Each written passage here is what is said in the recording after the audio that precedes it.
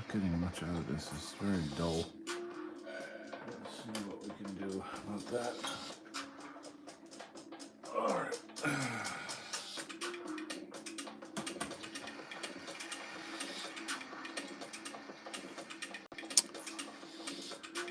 Well, it's been a little while since I've done a stream.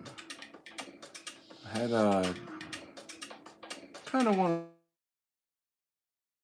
it's where you just have a bunch of stuff all happening at the same time, and I just didn't have the energy, you know. A couple other focuses that I had to get on top of. Nothing serious, but life is like that, you know. You get stops and starts.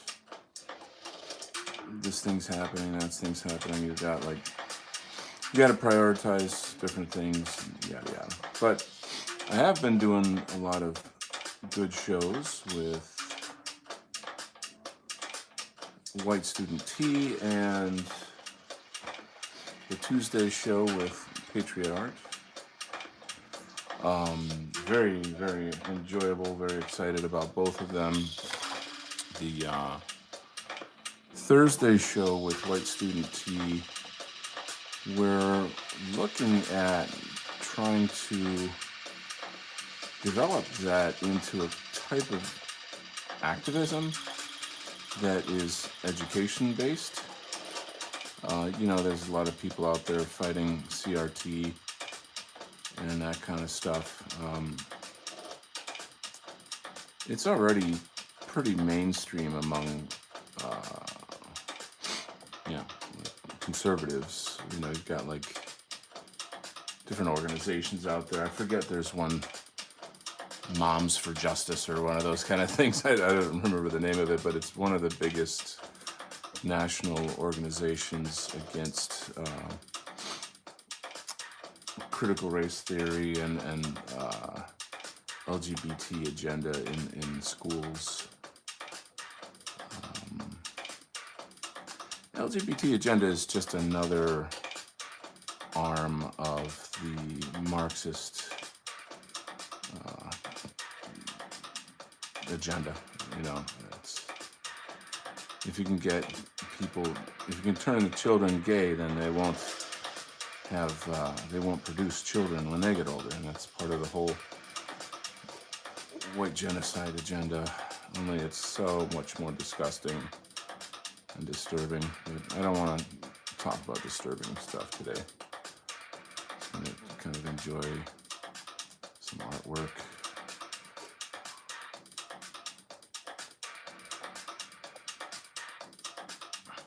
Got some pretty funky house music out here. This here is called Micro House. So you guys know me, I'm into house music a lot. And it's like, I don't know anybody in the sort of white nationalist sphere who's into house music. I'm like the only one out here.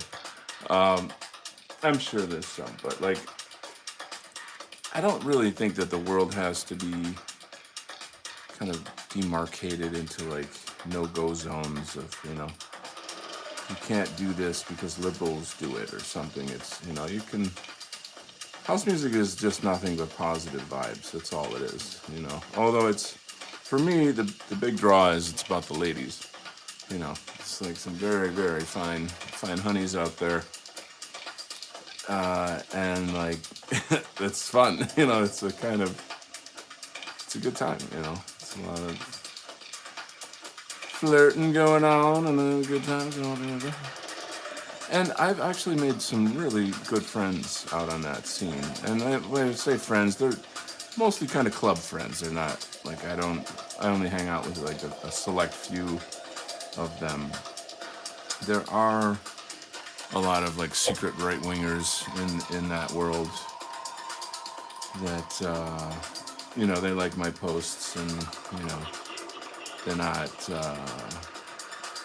they don't really talk in public about, their views, but they agree with my posts, I guess. So And I've had some private conversations with a bunch of them too, so it gives you a sense. They're kind of like, man, I love what you're posting, man, that's awesome, you know, keep it up, like that kind of thing.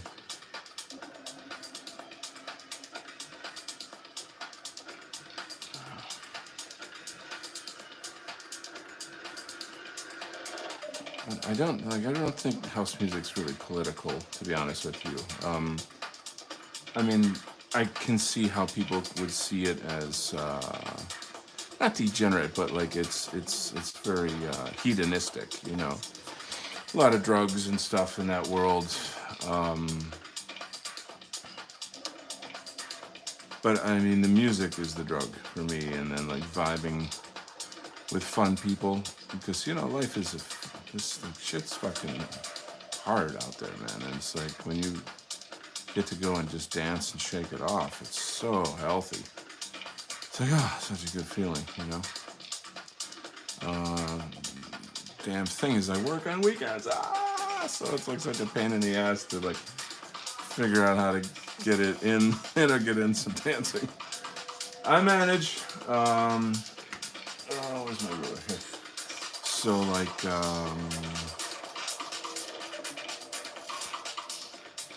I will take like, I'll go in late, on a Sunday morning or something, so I can go out Saturday night, like that kind of thing. Friday nights are okay because I go in a little later on Saturday, so I can get some sleep, But I don't know what the deal is. It's like all the good DJs are on Saturday, so it's like, do you guys mind changing your schedule to fit me in, please? Hello?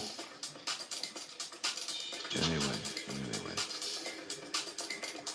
But, so like one of the dudes that I'm buddies with on the scene, it's a little bit closer to my age, so that's nice to kind of, I'm not 20, so like I don't, you get the idea.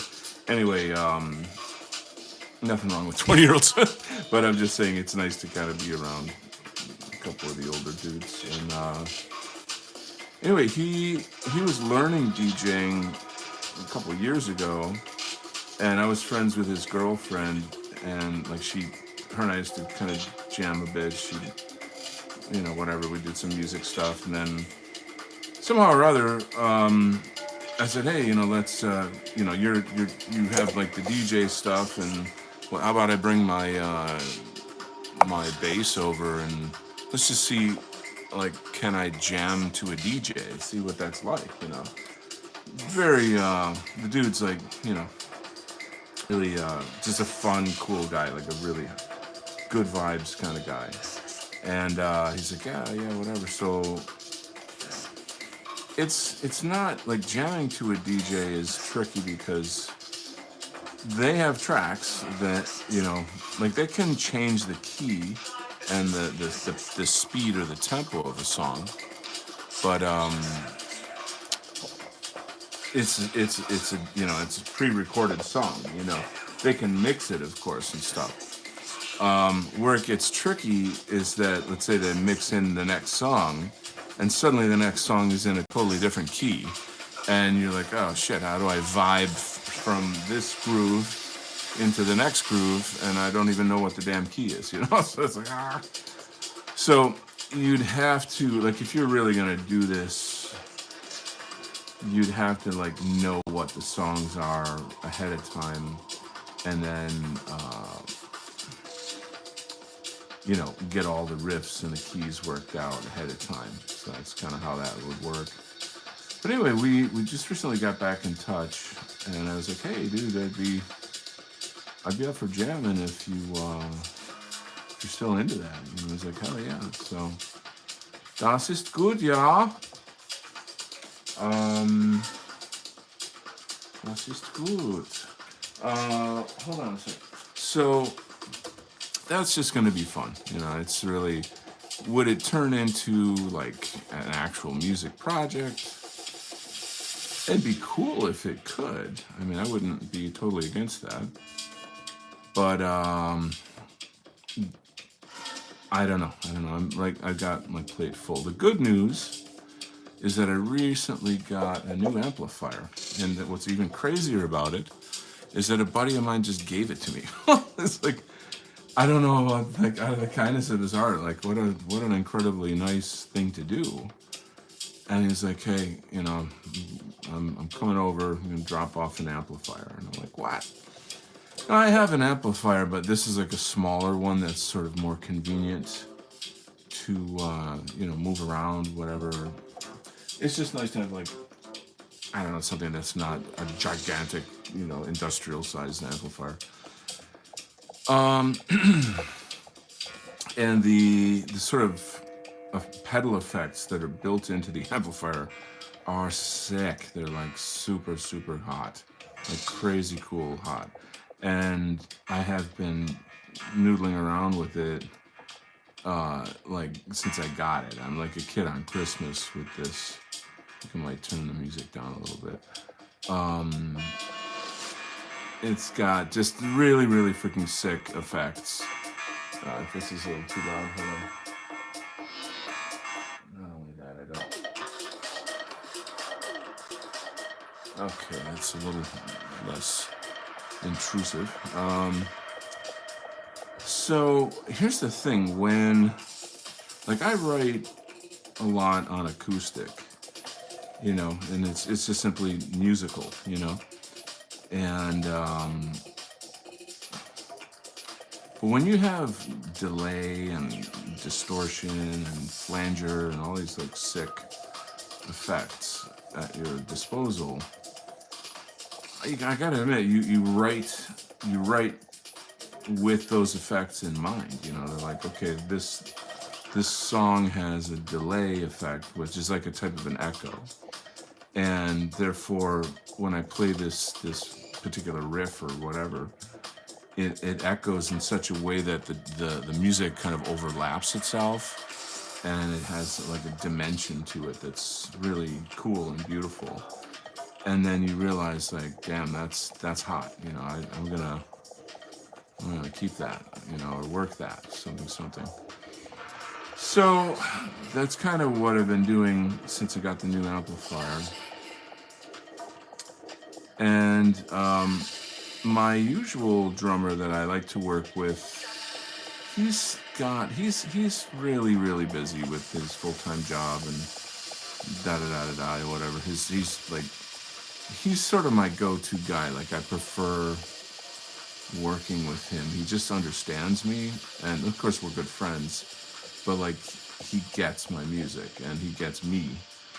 And so when we play together, there's a really, really good harmony or synergy that happens that I can't really get with other people.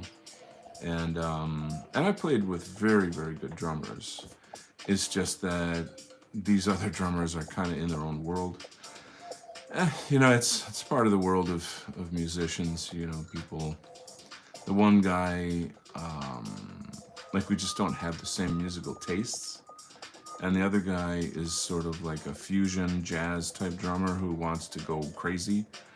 And he kind of like, he upstages you in a sense. Like, he just wants to like do these insane fills and all this wacky shit that's like cool, but that's not, you're just jerking off and on your instrument. You're not playing with me. You know what I'm saying? You're not like, it's weird. It's not the way it's supposed to be. I know that was not a good analogy, but like, it's annoying when you're in a band, and then a lot of time you get guitar players that are like that they almost every band I've ever been in, the guitar player turns his amplifier louder than everybody else.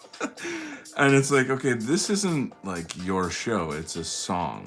We're a band, and like, in this song, you need to hear the bass and the drums and the vocals, asshole. Like, just turn your fucking thing down. Anyone who's a musician knows these trials and tribulations. It's so annoying. But anyway, I wonder if there's any chat going on here. I don't even see about that. Probably not. I'm just talking to myself. in the abyss of my imagination. So this is the artwork I did with Paul Patriot from the UK in the last Tuesday show.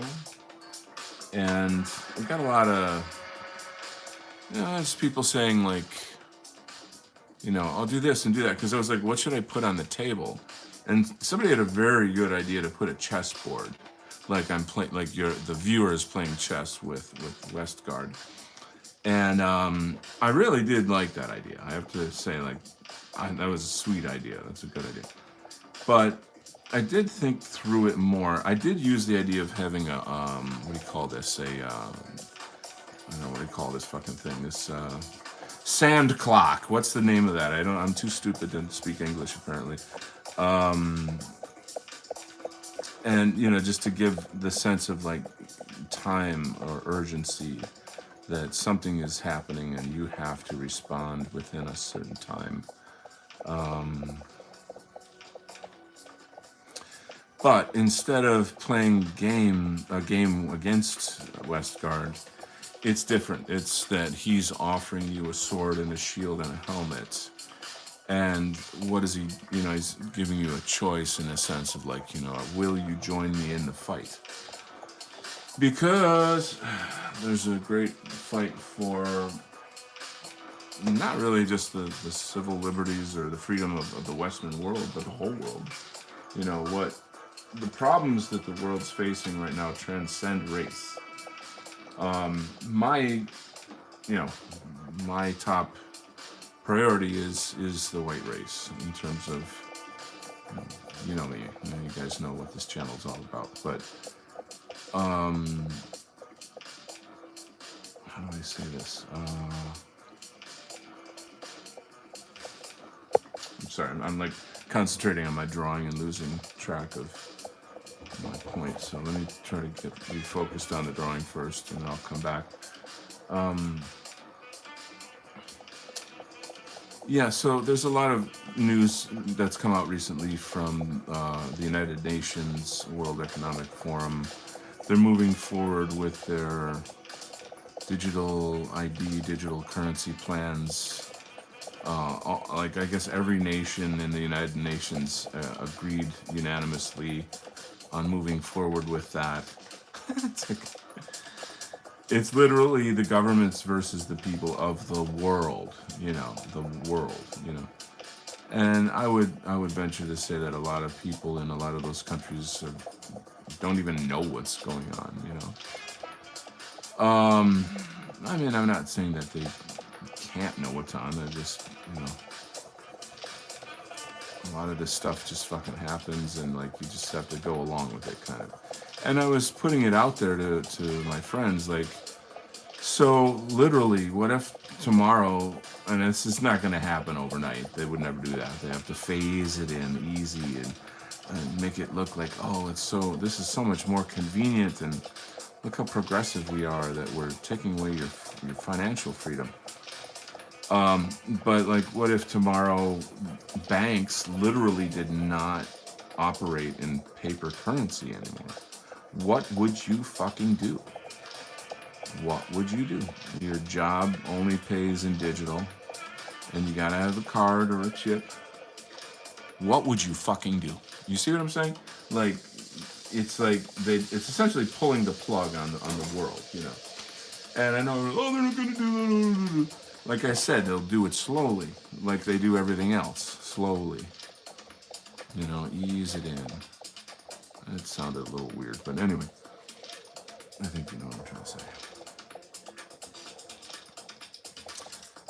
So, I just feel like, we're all being pushed down a funnel, like a cylinder where there's no escape. And I don't know, it's funny, one of my Irish friends said, like, they tried doing that in Ireland a couple of years ago, and the whole country said, fuck off. I love Ireland, I love the Irish, I love their rebellious spirit, I love how they're just like, fuck off. I think that's brilliant. And like, this is kind of what it boils down to, is just people not, how do I say, like, not fucking complying, you know, not going along. And like, some of us are like, well, you know, we're so, you know, people are so addicted to comfort, you know, and they can't like let go of their comforts and stuff and something. I gotta redraw this part here. And I'm like, that's not even the whole thing, really. It's like, it's beyond that. Because like, if you can't pay your bills and you can't pay your mortgage, you see what I'm saying? And it's not about comfort, you know.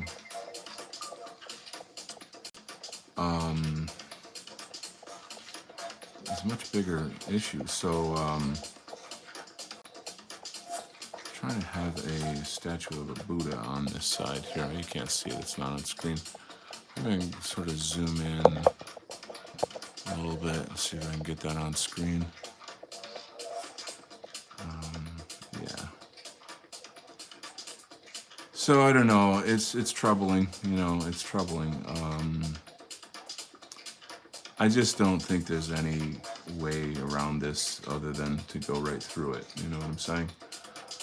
And how, what shape that takes, I can't say. You know, nobody really.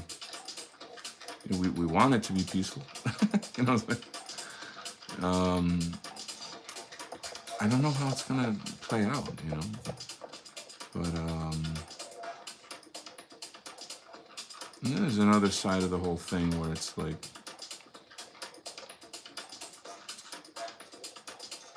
this is a temporary kind of thing where we're here on Earth and we're doing the Earth thing, you know? What about your soul? What's the bigger plan?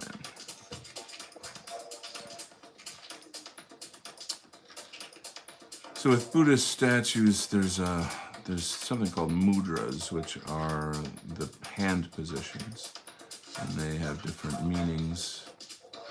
And they actually have a type of yogic power. If you ever practice Buddhism, you'll learn about those things. But it's just sort of deciding what mudras my Buddha should have. My Buddha, I like how that sounds.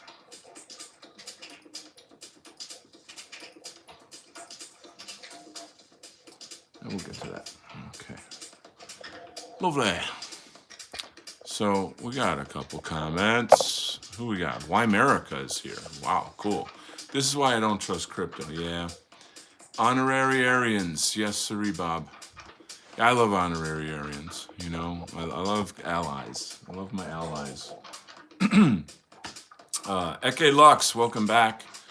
I was listening to one of your streams, or the main stream on your YouTube, and there's just a lot of great points there. Strip it all down, drum machine only.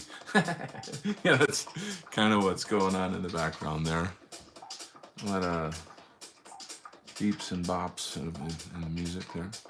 So one interesting thing in this image here is I've got a bookshelf, and I, you know, of course I'm going to put books in there, and it's the kind of thing where you can put little Easter eggs and like write the titles of the books on there. That could be a cool thing, but it's sort of far enough away that it might not be legible, so I'm not super sure that that'll work. But and this music is getting a little boopy boppy for me, so I'm gonna see about moving forward, trying to get a different vibe. But it's another thing about, for example, the migrant crisis. People that poo-poo that, you know, I'm like, okay, what are you gonna do when you're outnumbered? You know, what are you gonna do when there's 3 million in the country? They're being shipped off to different parts of the country. They know even before they come in the country where they're gonna go. I mean, it's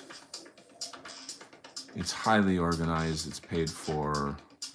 You know, they get their cell phones and all their shit all lined up and ready to go. And you know, like, sort of like these gun enthusiasts. It's like, you're not, you know, it's not, you're going to be fighting the police before you're fighting like migrants or whatever, you know. The state itself is against you, you know. Not like we want that, obviously, but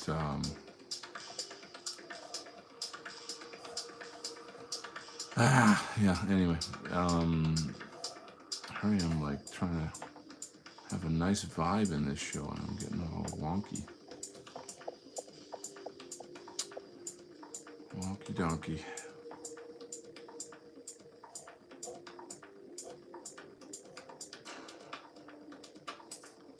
So what else is new? It's been a good week. A lot of progress in different areas. I got 107 new subscribers this month, or last month. Over 7,000 views. That's pretty freaking sweet. And you know, like I was kind of like a minor e-celebrity for a while there. Then, you know, tragedy hit and had some health issues and had to drop out for a bit, and then I'm making my comeback. So, but the way I'm coming back, what I'm doing is quite different from what I was doing, and it's under a different brand as well. So, what does it all mean? Oh boy. I'm just happy that it's kind of coming together. I think that's quite wonderful. So, very excited about working with White Student T. I kind of wish he had a name that was not so long, though. You know, it's like, welcome to White Student T and Donald Kent. I just call him T. You know, it's like his rapper name. Yo, yo, yo. It's a D. I'm not gonna. I just won't do that to you because I care about you. So I'm not gonna make you listen to that. All right. What else is going on? So yeah, the intention with with the Equal Training show is to lay out the groundwork for essentially a legal, how do I say, the legal dialect that you need in order to fight critical race theory. And, you know, I say critical race theory, but I mean, it's an entire package. It's a huge package. There's diversity and equity and inclusion training and all this shit. It's all part of the Marxist paradigm that we live in now. And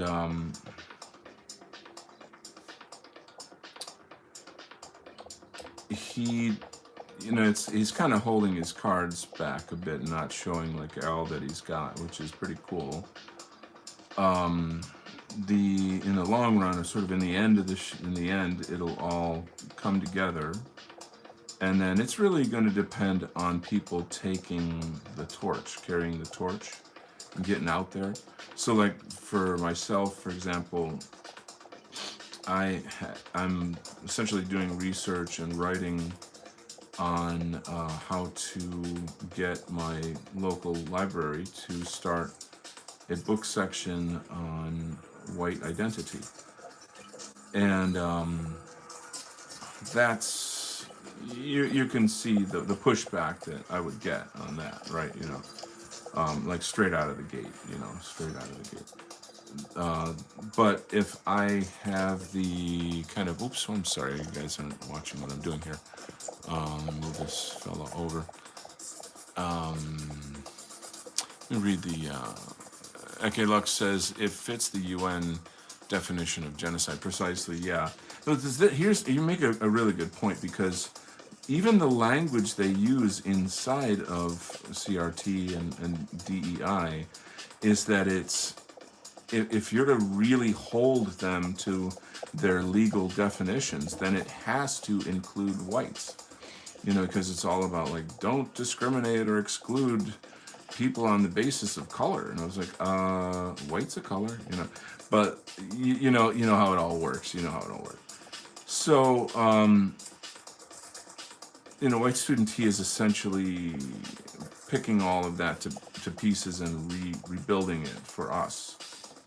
You know, so my intention is to hopefully figure all that stuff out ahead of time, and then do my proposal to the library and say like, yeah, I'd like to order, you know, 100 books, and of course all of the books are going to be, you know, white identity related.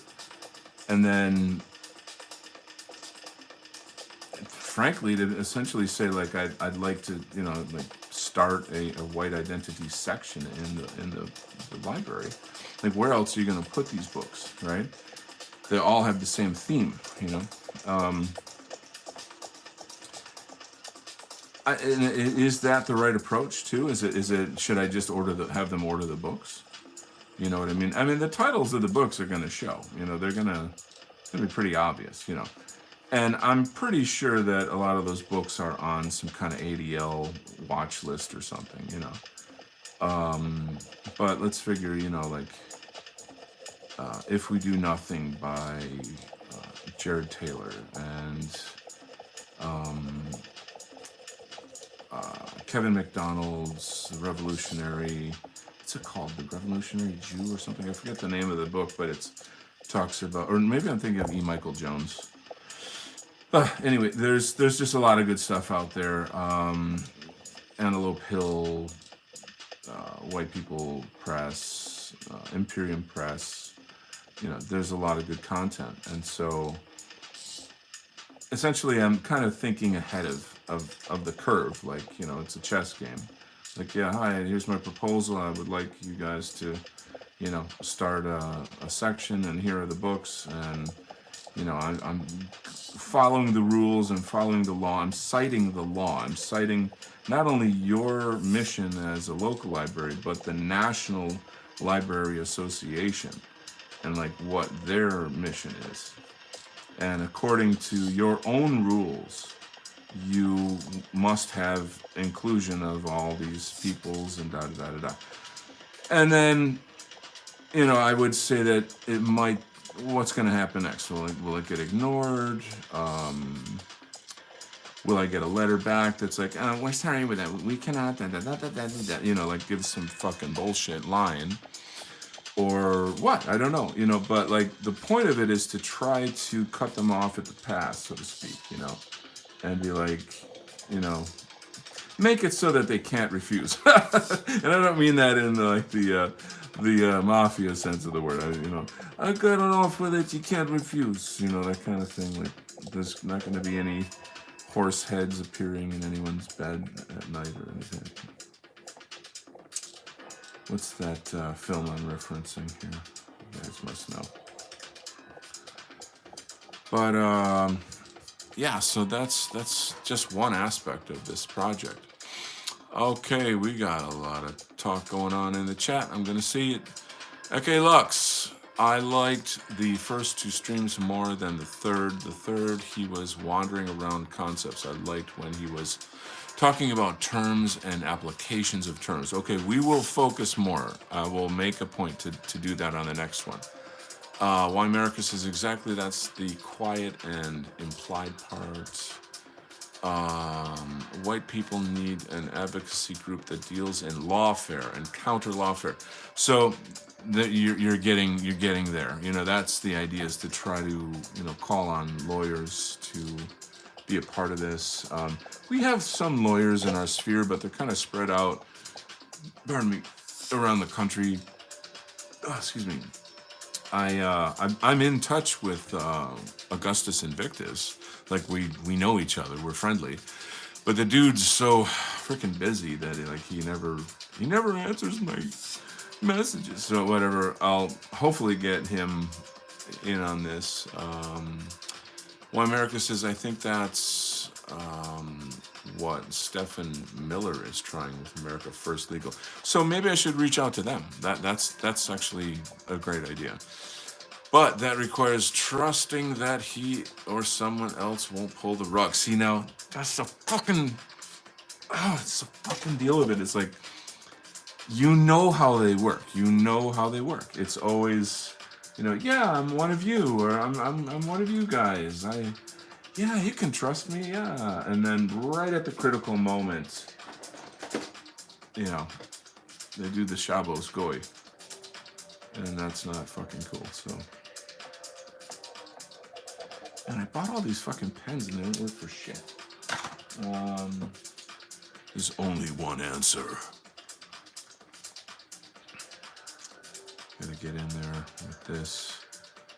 I'm anxious to put like the light in because it's really fun, but I sort of feel like I have to. Maybe I should wait for later. It's one of those like delayed gratification things, Like, just wait, my son.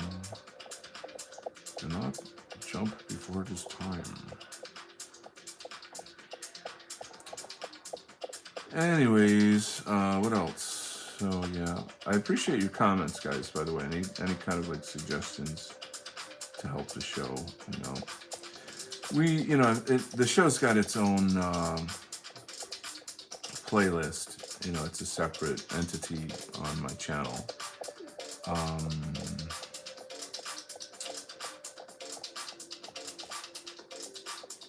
So what else can I say? And the hope is that that it's a kind of thing that people anywhere and everywhere could just grab the playlist, the link to the playlist, and then just send it to different schools or where have you. Since like he and I both had to do like equity, what's it called, like diversity, equity, inclusion training recently, we're both kind of in that mode of like, yeah, man, we gotta push back,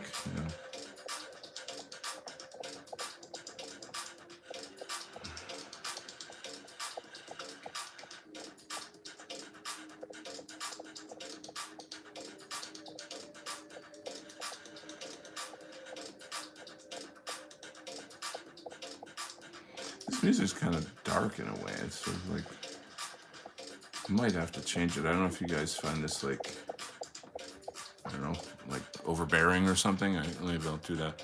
My channel's on, oh crap, missed a lot. Was watching Legit Streetcars. Legit Streetcars, is that a good show? Let me see about maybe finding a different musical vibe. Oh, here's the guy I like. I'm gradually finding like DJs that I like on YouTube. I don't need to hear you talking about your crap. And the commercial is over. Here we go. I don't have any like, I don't know what the word is for this, but like, I don't look at DJs like, wow, this DJ is something, like they're, I don't belittle them, but I don't, to me, like it's just kind of like a person that mixes music that somebody else wrote. It's like that's the people that are writing the music that I would respect. I mean, there's an art to mixing, and it's fun, and it's there's something to it. I'm not knocking that, but like it's the people that actually make the tracks that are the musicians. You know what I'm saying? I was doing that a little bit with one of my buddies like a while back. He makes his own tracks, and he says the one thing that he's not good at is the bass lines. So it was kind of fun to work with him on that. Bring my bass guitar over, and I would just jam out, and then he would record it, and then pull out like, ooh, there was a nice little ditty right there, and then do some funky technology to it.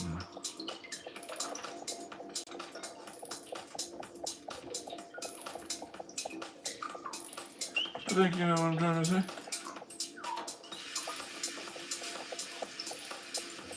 Oh boy.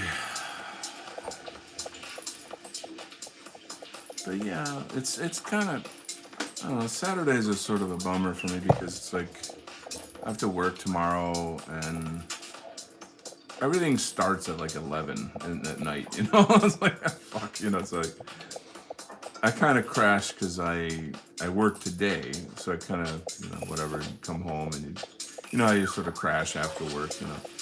And then I'm like, oh man, it's Saturday. Like, I got that Saturday vibe, you know, like, I gotta want to go out, da, da, da. Oh shit, I gotta work tomorrow, you know? So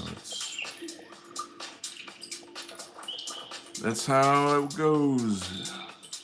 I don't know, maybe I do have another job offer in the spring, and I'm not gonna, you know, talk about my personal financial, blah blah blah, but it will be freaking awesome, and so maybe I can change my schedule then. So what's going on here? It's a great channel. Okay. Eke says, I'm getting the book in like 4 days. Very excited. Very, very cool. See, there you go. Like, you know, there's a lot of intelligent people in the audience. My audience is very, very savvy. So, like, anything you guys want to do or talk about, I mean, we could even have like some kind of show where, you know, you guys get to kind of come on. I can like drop the StreamYard link somewhere, and maybe, you know, you can talk with White Student T and go over some stuff, and we can figure something out. But you get what I'm saying, right? You know, something kind of cool like that would be nice. Oh shit, what's this? The real point of it all, though, is to arm people, you know, to give them what they need to get out there and do some real life activism. And activism is maybe the wrong word, like to just, you know, be able to talk intelligently for your own, representing yourself, you know, where you need representation, you know, and you're not being discriminated against. I just saw a video. This is a really harsh video to watch, actually. It's like a Zoom call of some dude that was working at some company, and oh, sorry, I don't have the right. There's actually special erasers for different types of things. Anyway, so it's like a guy, and he works in a company where all the bosses are these like hardcore feminist type women that, you know, they just fucking hate men. You know, there's just no way around it. Like they're very, very, very entrenched in their dark ideologies, you know. And the dude comes out and he says, yeah, my girlfriend's pregnant. I'm just giving you guys the news, you know. And these women went and had a meeting and then decided to fire him.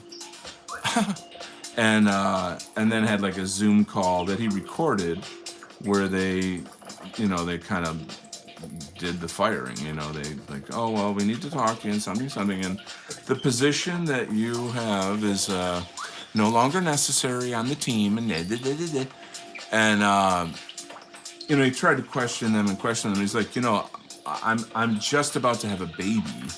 Like, for you guys to do this now, yeah, I mean, any man could understand, any woman could understand. Like, you know, you could see, like, if a woman gets pregnant and then she gets fired, you better fucking believe she's gonna sue that company. You know what I'm saying? Like, women are very, very well protected, but what about men, you know? And this is how it works out there, especially in the university world, is that you have these very vicious, vindictive feminists that they only like you if you're submissive, you know? They only like you if you're gay, you know, that kind of shit. And it was really, really frustrating to watch that video. And he kept trying to question them and, you know, walk around their bullshit excuses. And the way these women are, you know how these women are. They're very snarky and mean-spirited, and they don't hide their feelings on their faces. I don't know if they even can, you know.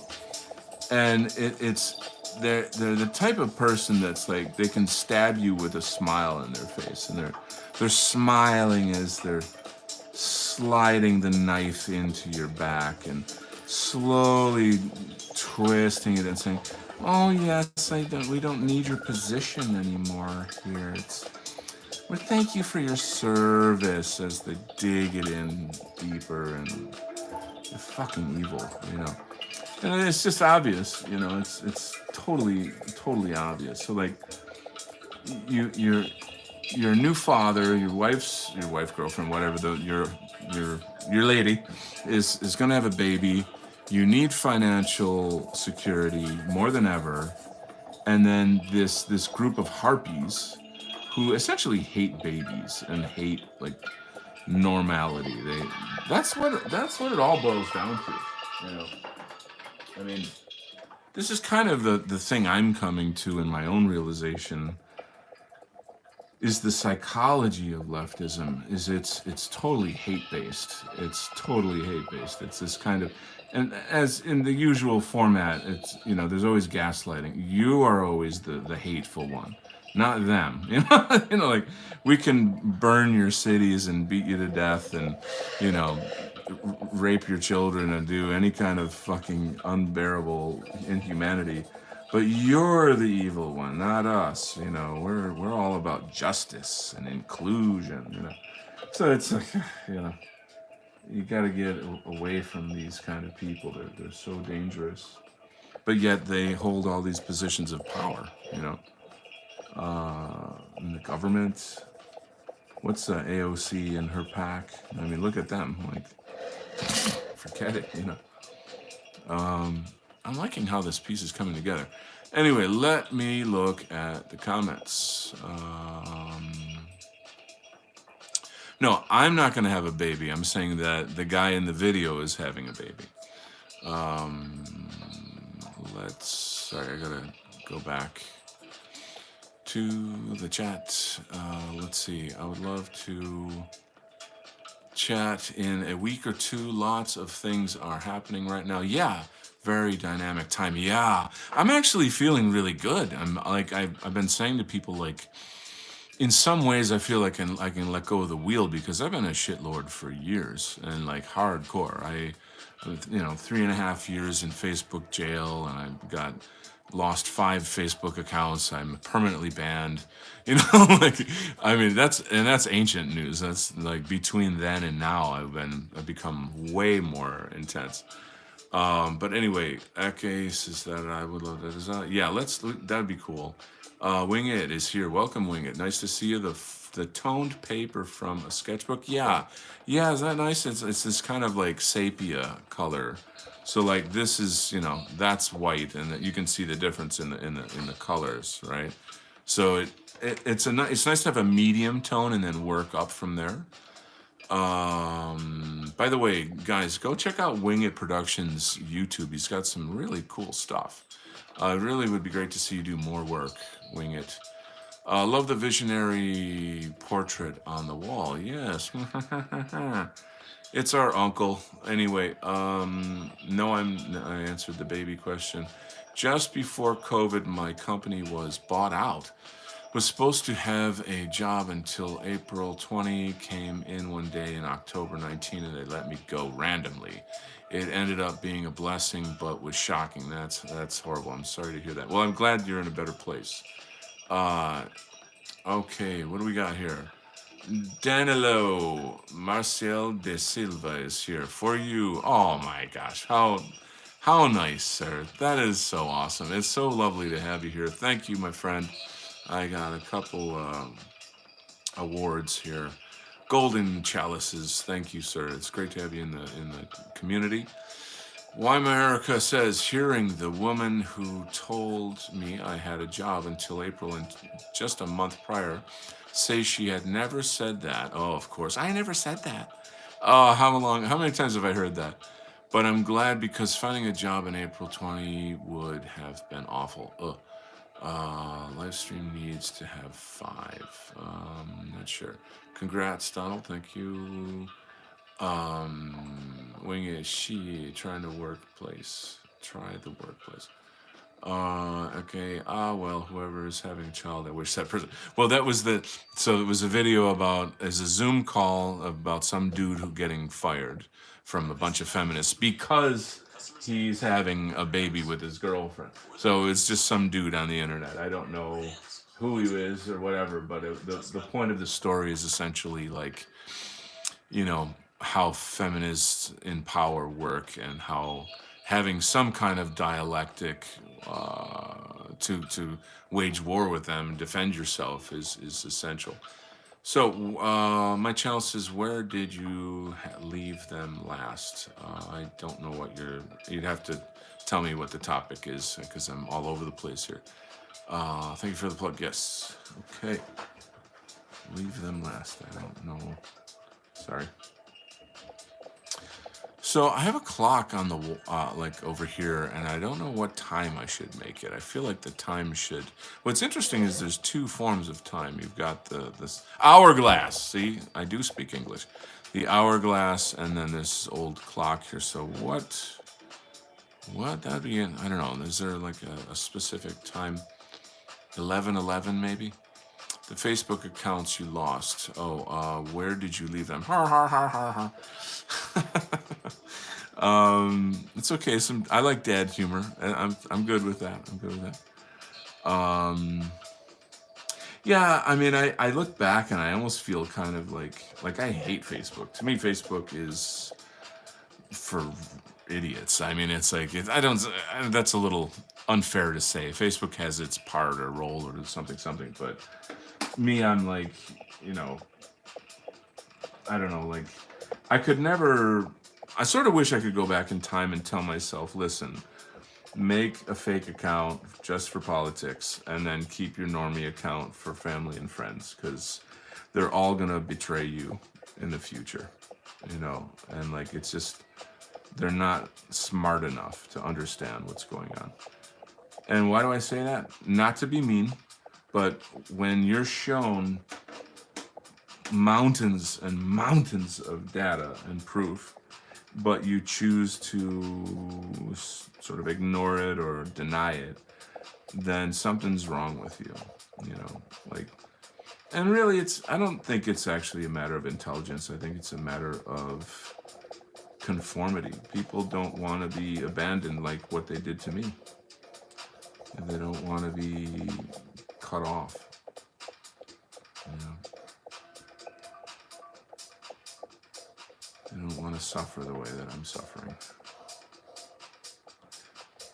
So, for example, Thanksgiving's coming, and I've got like no family to spend it with other than my son. So I'm going to get together with another friend of mine whose mother passed away in the past year or so, and my son and him and I will probably go to a Chinese restaurant or some shit, you know. It's like, I don't really want to go to a Chinese restaurant. I should make some attempt to try to learn to cook, you know, or like buy something in the store that can like be like pre-cooked, or, you know, I can make some simple things, but like maybe that would be the more appropriate thing to do. But, you know, I like every holiday, I have to be like this every holiday for the rest of my life because of Trump, you know, or like COVID, you know. I mean, like, I'm very, very, very resentful of those people, you know. Yeah. And I mean, there's a part of me that's like, you have to forgive them, you know, you have to move on. And forgiveness is an interesting thing because it's like, you know, you're supposed to do it really for yourself, you know, so that you're not living in the past or suffering or what have you. Oh, I don't know, guys.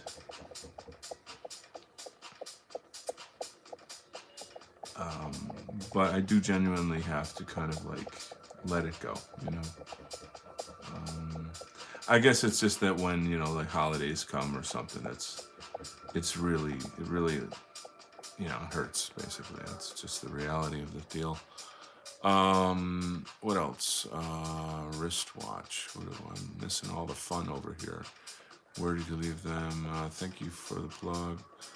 Wristwatch. I tell them, ladies, it's 12 in my pants.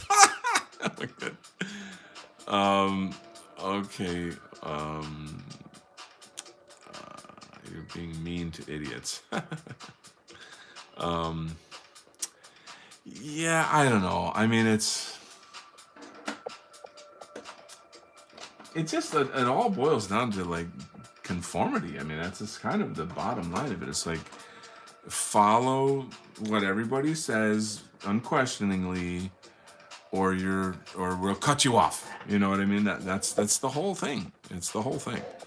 And like CNN and all that whole like echo chamber of political propaganda. It works. It's powerful stuff. It works. It turns families against each other.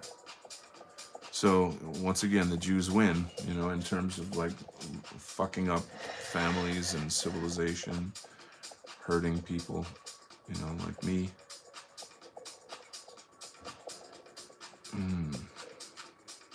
Pretty heavy shit. That's pretty heavy shit.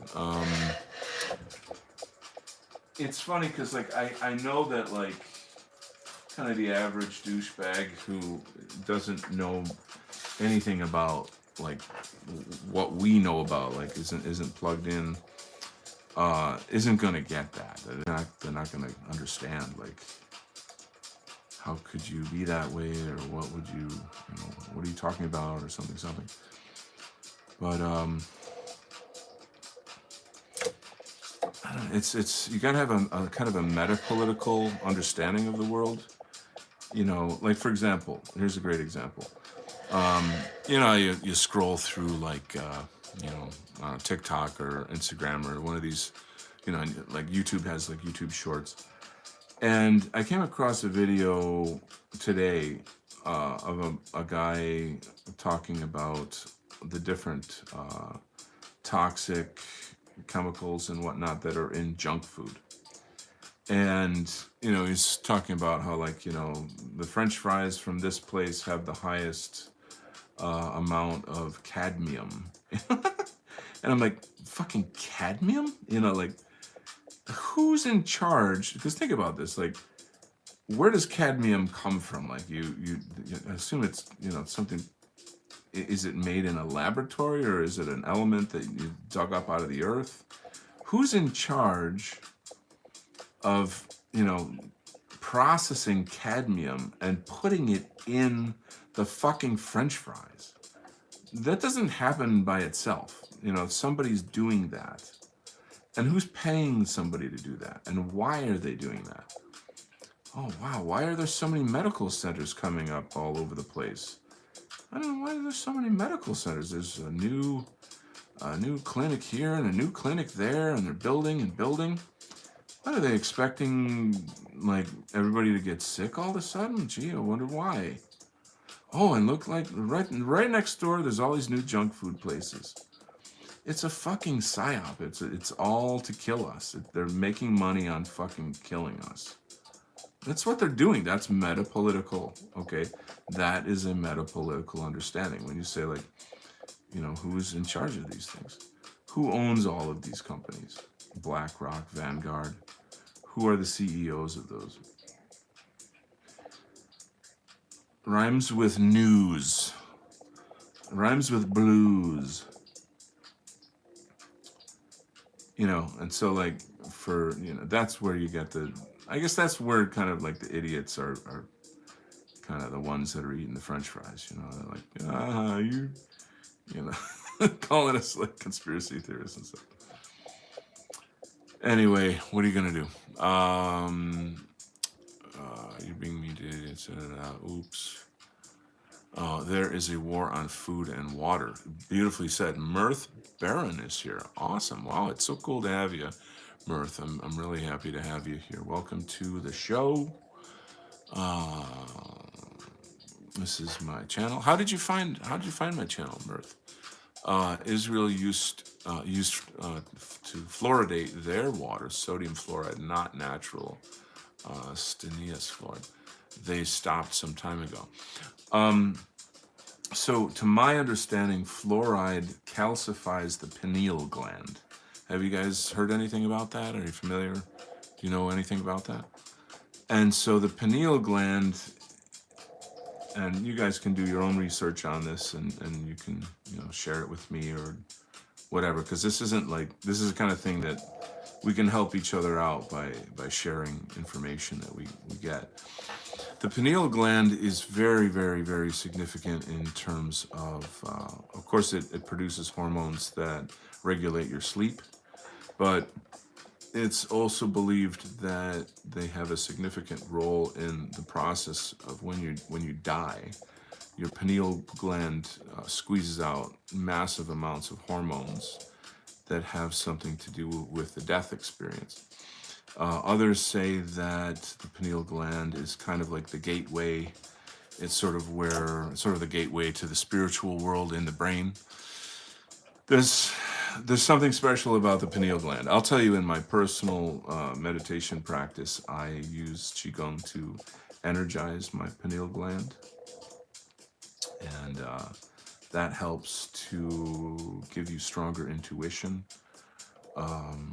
When people are lying or manipulating to you, you can know that they are, even though they don't know that you know, because you have this kind of, it gives you sort of, I don't want to say spiritual power, but I guess it's, you could maybe call it that. Your intuition's one of the most important spiritual faculties, and calcifying the pineal gland weakens you in that regard. That is a really beautiful, fancy name you got there. My eyes aren't really good enough to even see that. Incure. I can't really read it, but it's beautiful. Anyway, whoa, you're talented. Willie Gully, gee, thank you so much. Welcome to the channel. It's so good to have new friends here. Let's see. They used hydrofluorosilic acid. It's smokestack scrubber if affluent. Oh my God. Dude, I'm telling you, I mean, the medical industry and the food industry it's to kill us, okay? Not all of it, but, there's so much of it. You got to really look at what you're eating. Whoa, you're talented. Israel or Palestine? Choose the right one for a new sub. The right answer to that question is I choose the white race. So that's my team, okay? I am 100,000 million zillion % against Zionist global power and hegemony. I don't believe that Muslims are our friends, that we have been in a civilizational war with Islam for centuries. I don't wish harm on anybody, Muslim or Jew. I think that war is between them, and it should not involve the West in any way. In fact, I would say that the war is designed to drag the West into it. I have a good friend who's a Palestinian Christian, and that's been a really, really interesting new friendship that I've acquired semi-recently. And we talk pretty explicitly about the Jews and Palestine and all of these kinds of things. He's very, very open to my knowledge base, which is the white identity movement. It's just, I'm anti-war 100%, other than, I guess, in the case where if America were to be invaded, then you have to, defend your borders, and we are being invaded, and I'm 100% for defending our borders. So everything and anything that needs to be done to stop this invasion has to happen. So I'm very strong on that. But that's another topic. And there you go. That's my answer. So Mirth says, I discovered you from a stream Morgoth. Morgoth, maybe? I would love to be on Morgoth's channel. I mean, he's a big dog, you know what I mean? And I mean, I've had a lot of big dogs on my channel. If you go over to the Imperium Art playlist, you will see many, many big influencers in the far right, dissident right. I was talking earlier on the show about how I was kind of like a minor e-celeb for a while there because of interviewing all these people. But anyway, massive respect for Morgoth. You know, I would love to do a show with him or have a talk with him. It probably would be art related. I mean, that's pretty much the theme of this channel, is the arts of the far right, the arts of the white identity movement. Yeah, I talk politics a lot and stuff, but I like to talk culture, spirituality. I like to joke around. You know, I do various different sorts of things, so it's all there. But welcome, great to have you. Wing It says, I can vouch. Baskin Robbins has cheapened their product over the years. Walmart has had a big hand in cheapening everything. They're hillbillies. My channel says that's where the water treatment fluoride comes from. Mirth says it's also in household products such as tea, etc. It's rough as guts. Yeah, you gotta watch everything. Jim Goad wrote a decent piece on this, on countercurrents, called "I Don't Haze a Zog in This Fight." I don't have a Zog in this fight. Yeah, Jim Goad is another big guy, big, you know, top dog out there. Spencer Quinn, who writes regularly for Countercurrents, is a close friend, and I've illustrated book covers and illustrations for his most recent book. I've had him on the show a bunch of times. He wrote the foreword to my, hold on a sec. This should be handy. Where is it? God damn it. I have a book that I put out, and when I want to talk about it, it's not handy. Here it is. So this is my book here, and he wrote the foreword for that. So my channel says fluoride is naturally occurring in tea. Is that so? Hops, wine, the hourglass. Sadie's here. Welcome, Sadie. The hourglass. Yeah, that was your idea, wasn't it, Sadie? Yeah, see? I'm telling you, you got a big influence on me. Look at that. What I did, the different thing I did is I did not use a chessboard. Somebody had, I don't know if it was you or somebody had the idea of having a chessboard on the image. And what I'm trying to do is give the impression that he is essentially asking you to choose to fight. You know, he's offering you the helmet, sword, and shield, and saying, you know, join us in this fight for Western civilization. Okay. Mirth says, where were you on the Millennial? Yes, I was on Millennial. Not this year. Gosh, it was a couple years ago. I was on Millennial, and that gave me a gigantic boost forward. You know, great show and all that good stuff. I really should be tuning into that. I need to be. Also, Decameron is on. You know what Decameron is? So, like, there's a lot of cool stuff going on out there. Robert is here. Welcome. Just got here. Mecca is here. Cool. Did you draw that? Yes, that's my art. Maybe I should do a little intro because it seems like we got a lot of new people here. This is some of my work for White People's Quarterly. There's a little more illustration on the back here. Let's see. I'm just trying to read the comments. Everybody get that book. It has some pretty cool art in it. Why, thank you. So what you're referring to is my book Imperium Calling. So that book is, like my YouTube channel has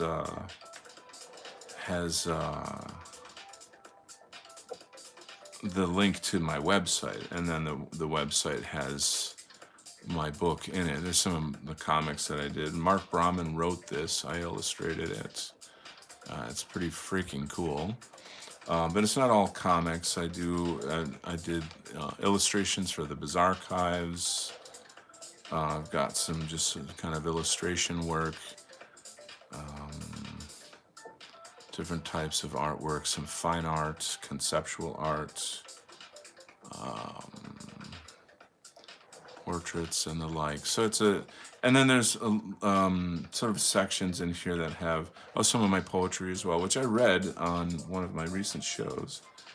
But for example, the fine art section, there's some text that kind of like, tells you where I'm at, what I'm about, all that kind of stuff. So and then what I'm going to work on doing is like put one of these books out every 6 months to a year or something. And I'm definitely going to be using the artwork from the Tuesday show.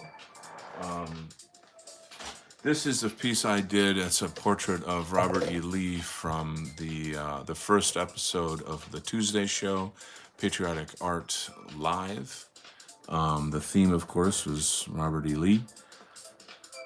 And this is these are going to be for sale as well. This one's for $75. If you'd like to purchase this, you can reach out to me. AmericanZarathustra@gmail is one way. You can go to my website and use the contact form. And then this one's going to be for sale as well when it's done.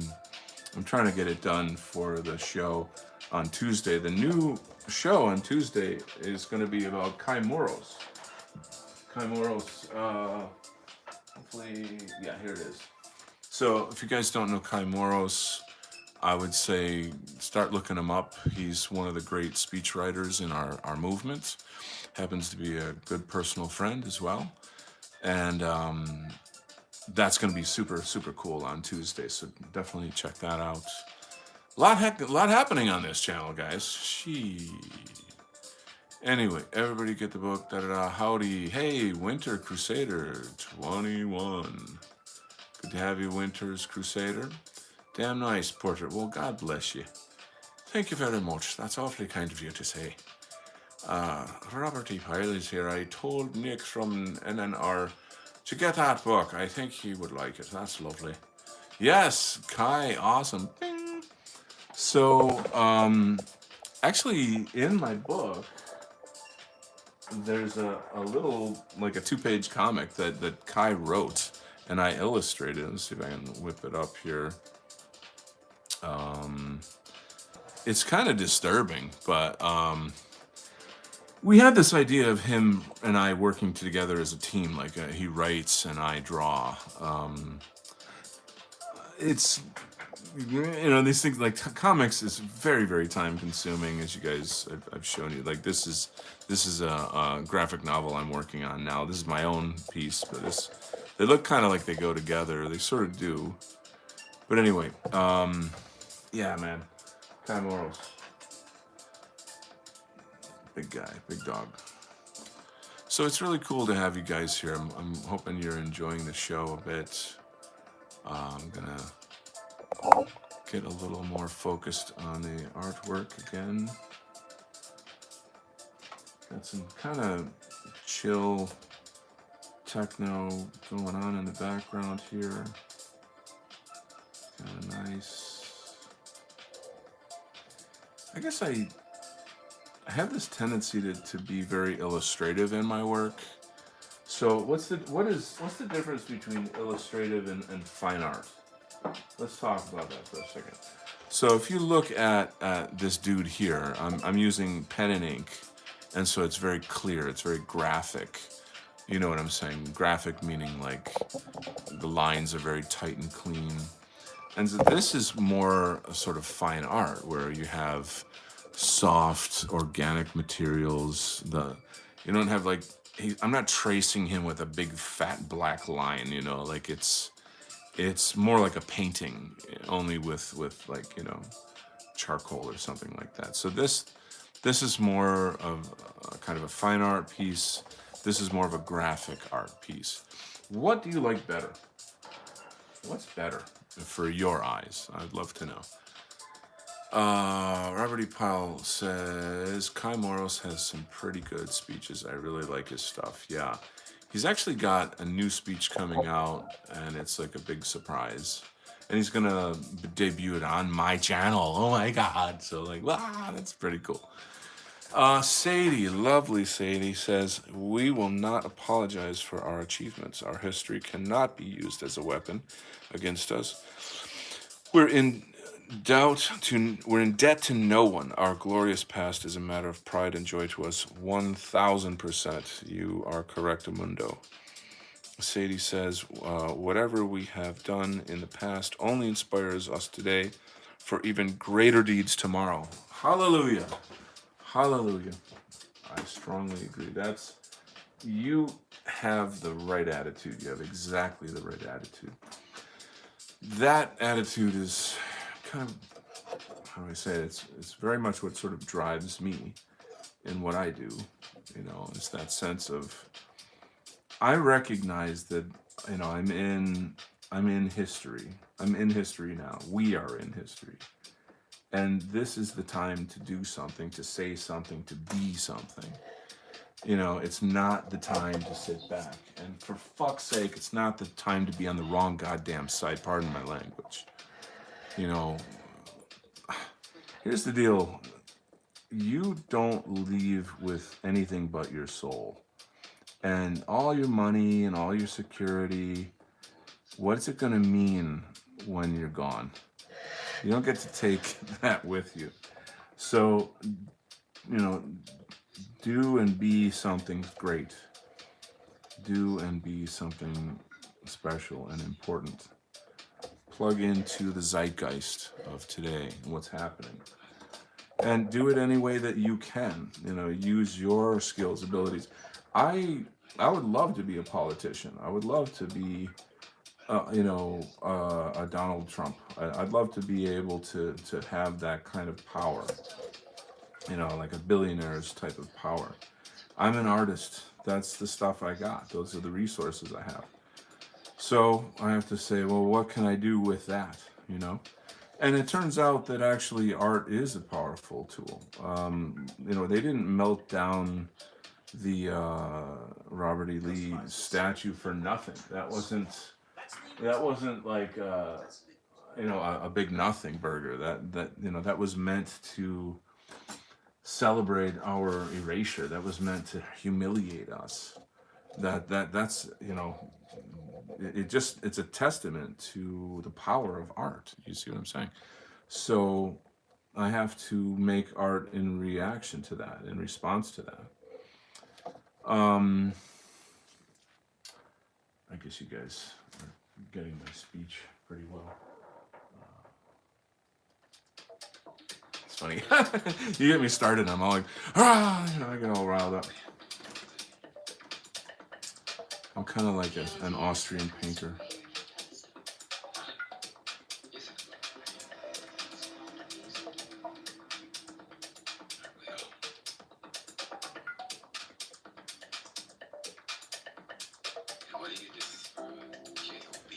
So, remember Robert E. Lee, definitely. Ritualistic humiliation. That makes me so angry. I can't describe how angry that makes me. I need to read some comments here. You guys are really moving on here. Whatever happened in this past? Let's see. Illustration is usually classified as a form of commercial art. It involves words and pictures, but oftentimes is in academic art programs is classified as fine art. Be a precinct chair. I'm not sure I understand that. Be a precinct chair. Oh, to work in a precinct? I don't know. That's an interesting. Oh, like the guy that draws pictures in a court case. Is that what you mean? Robert says, I like both commercial art and fine art. The lines between the two are often blurred to me. I'm gonna buy that. Okay, cool. I like this kind of weird techno. This sort of, I don't even know how to describe it.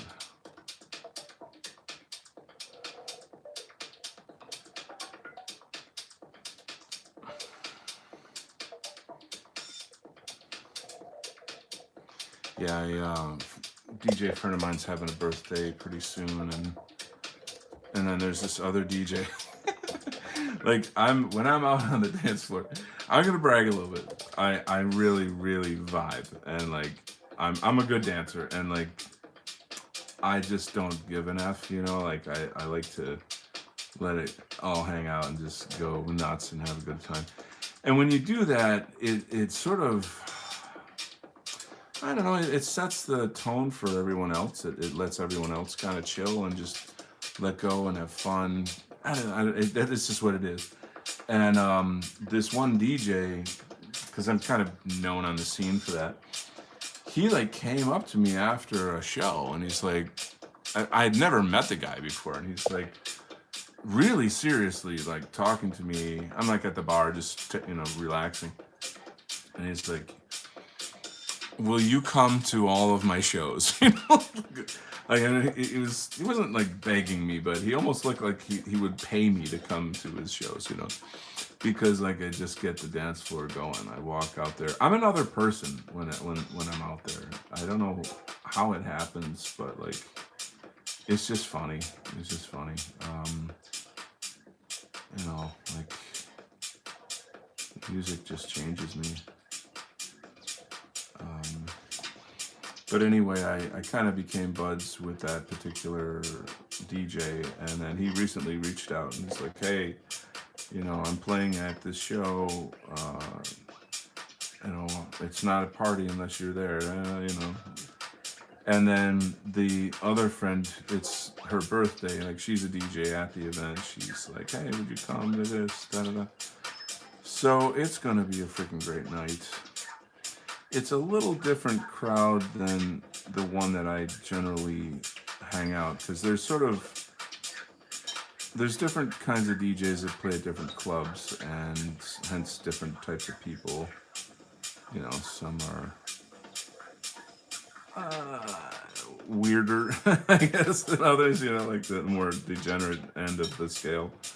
But it doesn't matter. I'm just gonna go have a good time.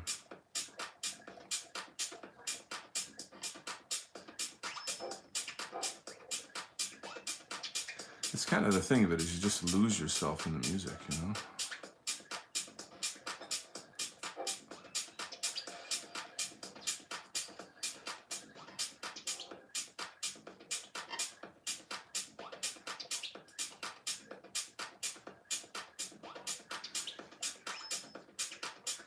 Anyway, I'm gonna be doing that like next Saturday.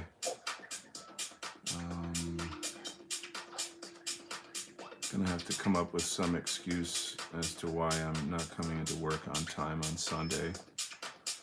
Don't tell anyone that, okay? That's our secret.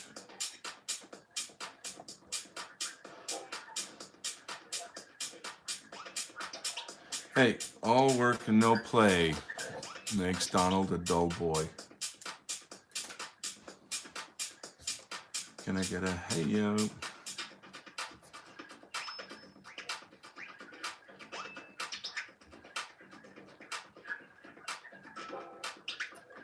So here's another topic we can kind of jam on. Maybe I'll get you guys' thoughts on this.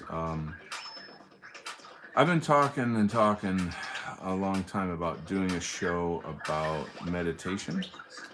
And it's like, well, are you going to just talk about it, or are you going to fucking do it, you know? I'm going to turn this down a bit while I chat this topic. And a thought came to me that, like, you know what, do it for your son. Like, put it out there so that in the end, like, you can give him that playlist, you know? and show, look, you know, throughout my whole life, all of the travels and studies and books and methods and practices and teachers that I've had over all this time since, you know, I was a teenager. It's all culminated here in this playlist of like kind of lessons, I guess, you know.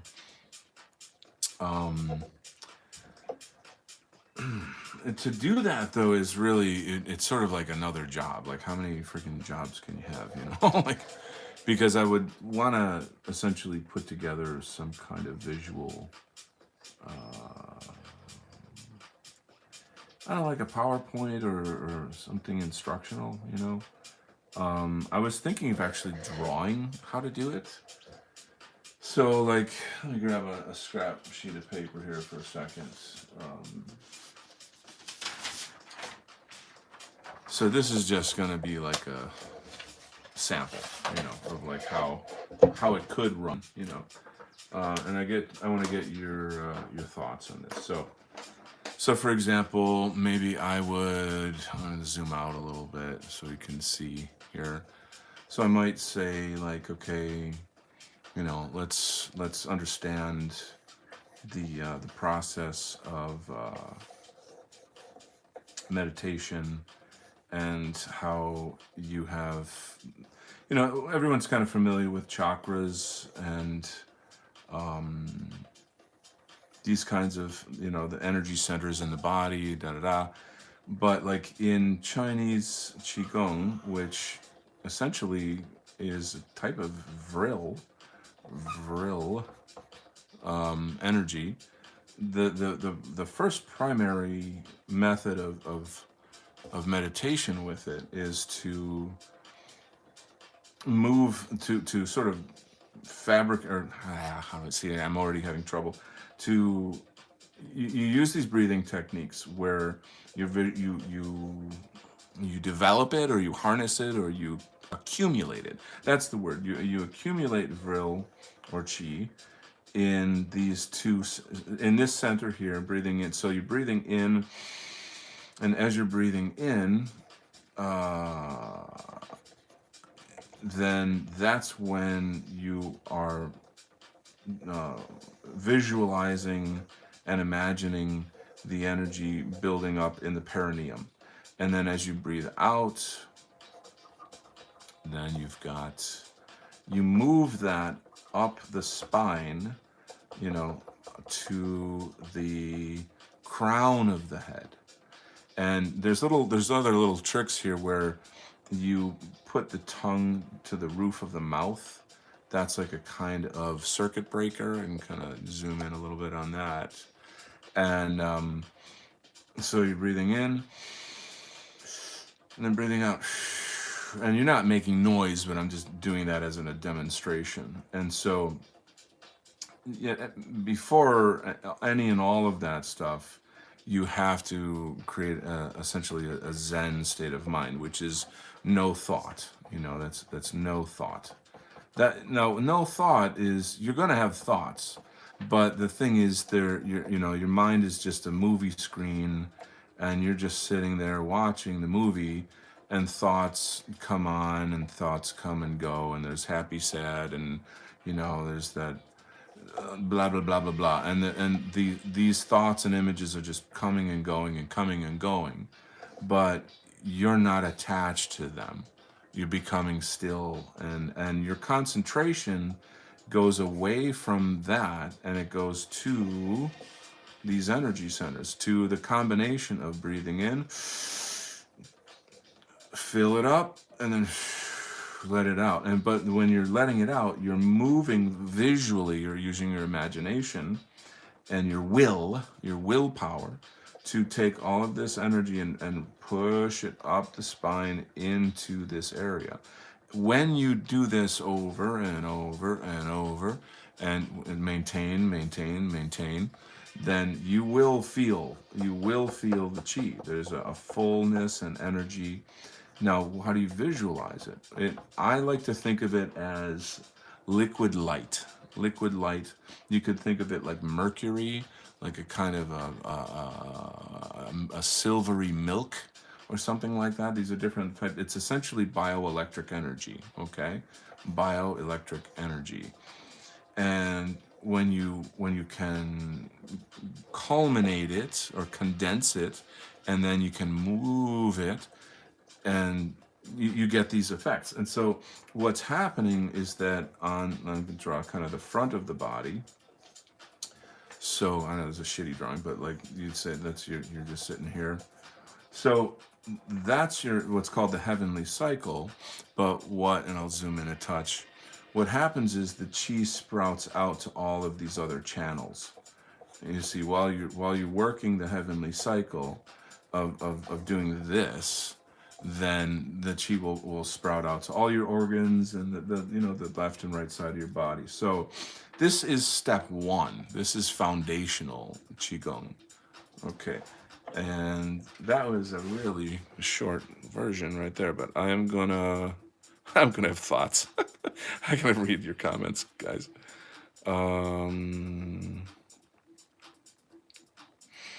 Going back to the comments, get into politics. I kind of am, I guess. I mean, I'm not physically in politics, but I've actually tried getting in the local like Republican groups and stuff, and it's turned out to be bullshit. There's people that shut me down in there, and they're all in on the game, I think. Locally and move up. I've tried it. Just I don't believe in it anymore. Andrew Jackson, Huey Long. Huey Long would be great. Huey Long's a great character. That would be a really good essentially like American fascists is essentially what that would be. American heroes, yeah. And again, when I say fascist, I mean that in the sense of the Giovanni Gentile definition, not the Antifa definition. So make it clear. Winter says, why Huey? Wasn't he just Louisiana mob? I don't know about that. Not from what I'm aware of, but I'll have to look into it. Wingit says, hope you're homeschooling your little one. Well, he's safe. Don't worry, he's in good condition. Wingit says he built up Louisiana from a backwater. You're gonna have thoughts. I guess you're probably talking about the nightclub stuff. I don't practice or belong to any type of Eastern religion, but I meditate and don't. And I've done it since a little kid, but I don't know if I do it any kind of proper way that maybe a Buddhist would do it. I know your proper technique. Yeah. So let's talk about that. This, even though this is really, really, really connected to Eastern philosophy, religion, it's not exclusive to it, and it's technically not a religious practice. It's a health practice and a spiritual practice. And it can also be a martial arts application. You can use it for medicine. Think of it, I guess, as like a mind, body, spirit medicine practice, I suppose. There's much more to it. You can develop psychic abilities, and there's a lot of stuff that goes with this. This is not, I haven't barely scratched the surface. Think of this, the development of Vril, because if I say Qigong, then it sounds Chinese, but anyone who writes on Vril will tell you that it's prana. It is, and I'm sure I'm not spelling that right. I don't know how to spell fucking prana. That's a Hindi word or something. It's prana, it's qigong, it's vril. Vril is the German occult word for qi or prana, okay? Gong just means like gong fu. It just means like practice, like the discipline of your vril. So I would say, like, for our purposes, let's just call it Vril, okay? So Vril is energy management. It's energy cultivation. So I think of it like, okay, if I imagine I invented a new form of gasoline that if you put it in your car, it makes your car fly. So like if you're doing Vril meditation and you're Christian, your Christianity will be supercharged. Do you understand what I'm saying? Supercharged. Your whole overall general spiritual health will evolve greatly.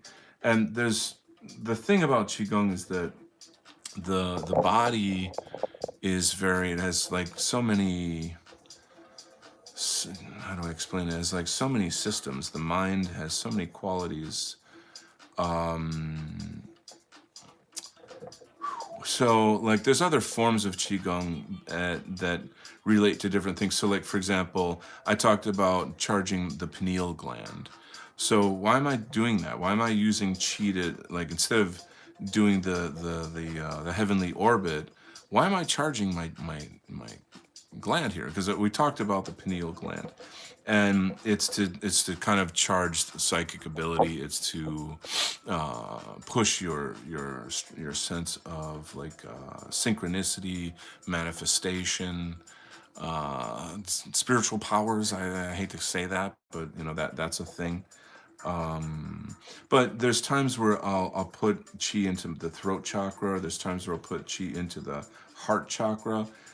All of the chakras from below the heart are all for the material body, for the third dimension, the sexual urge, the appetite, just like the bodily health. But from the heart, throat, head, and then above the head, those are for spiritual evolution. So you generally want, you can do, you know, chi for, I don't know, your prostate or whatever, your sexual glands or your kidneys or your stomach, or, you know, if you need or want to, because it's medical in that regard. But for spiritual evolution, you build up. It's kind of like a fire. Think of it like a fire, you know, and it's energy, you know, and then you apply that energy to, say, the heart chakra. And why? Well, because I need to learn how to forgive. I need to heal from past traumas. Why use the throat chakra? Because you speak reality into manifestation. You speak reality into truth, you know, and that has a kind of a power, the vibration, the power of vibration. I don't know if you guys are familiar. I'm going wild on these topics. That's what I mean about having a show where I really go into this stuff. Anyway, I'm gonna get back to the artwork. What do you think? Am I out of my mind? Am I a crazy goofball, or is this something that I should pursue? I was, again, sort of thinking of doing it just for my son, you know, just to have that as like the motivation. But also, I think it'd be wonderful to offer that to the community. It's just one more thing I can give. You know what I'm saying? So let me see if you have any responses to that. I don't practice Buddhist. By the way, the Buddha had blue eyes. Just throwing it out there. Just throwing it out there. He was called in. If you read Buddhist texts, he's referred to as the Great Aryan. Okay, I mean the word they use is Arya, but it's just a version of Aryan. Just throwing that out. And his family was from Iran, so they were Indo-European, and it's understood that his lineage is Scythian. And there's a big connection here. That there's a reason why I'm putting a Buddhist sculpture in the corner here. There's a reason for that. Okay, that's not nothing. The Germans didn't send people to Tibet for no reason at all. Why the hell would they do that? Well, you got to do some research. I don't know proper technique. I can teach it. Carl Weiss assassinated. Yeah. That's a whole other topic. Pretty interesting history. Very tragic. Mindfulness. Thank you. Mindfulness is Zen. Yeah, let's use the word mindfulness. You know, I like Zen in a sense because, I don't know, it has a certain something to it, but I don't like it in the sense that it's foreign, you know, but it essentially does mean mindfulness. Robert says, I heard that Michelangelo used to meditate when he was painting the Sistine Chapel. That would be nice. I've also been told that ancient Nordics used to do it too. Now, I have some friends that are in Asatru, and they've conveyed to me that, you know, there's a type of Vril meditation. I have the book somewhere. I'm gonna have to go back into it, but they literally, what I was reading of it, I was saying, okay, this is qigong. Like, this is not different from that.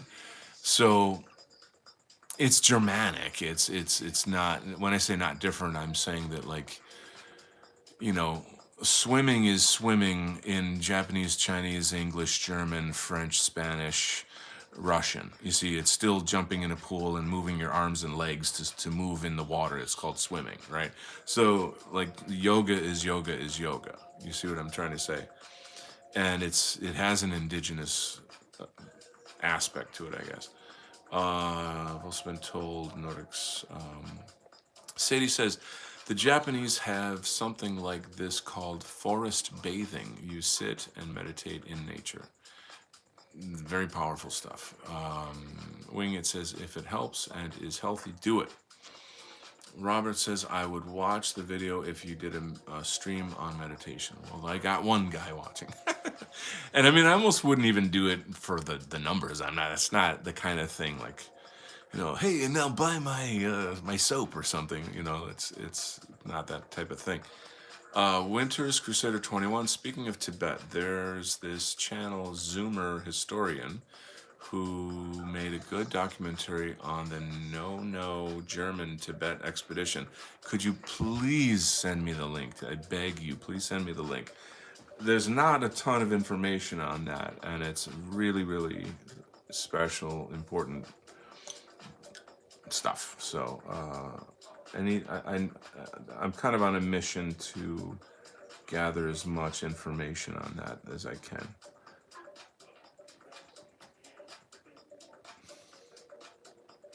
Does Zoomer, is the name of the channel on YouTube called Zoomer Historian? Because I suppose I could look that up. Kind of like how the swastika is one of our symbols, but can also be found in almost every ancient culture on the face of the planet. That's so true. Actually, I have a graph of swastikas from all over the world, including Africa and Native American. And I find that kind of funny in a way, like it's, so I don't know.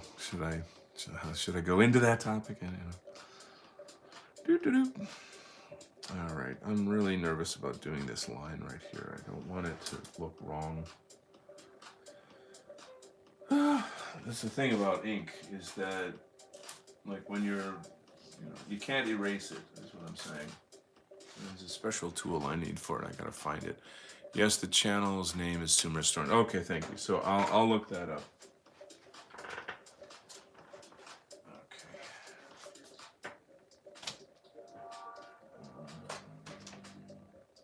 There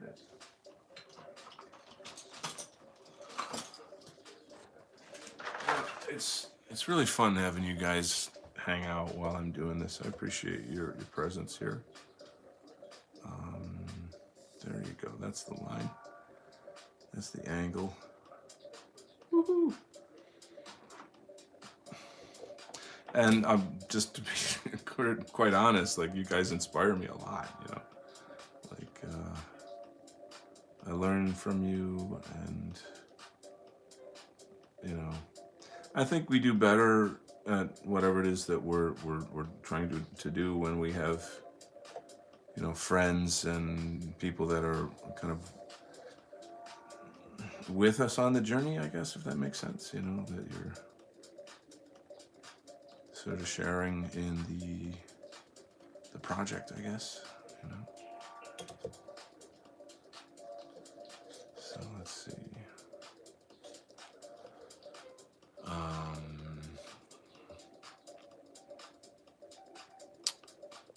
So let's see. Swastika, yes. Pyramids from Egypt to Peru. A return is overdue. A return from by who?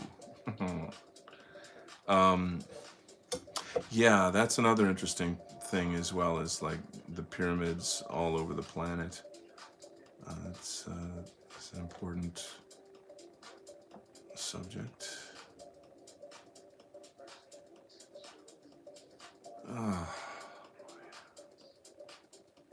Sometimes when you're doing art, you got to do some deep breathing too.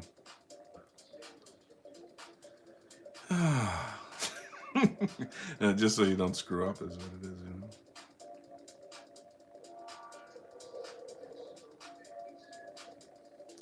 All right, beauty.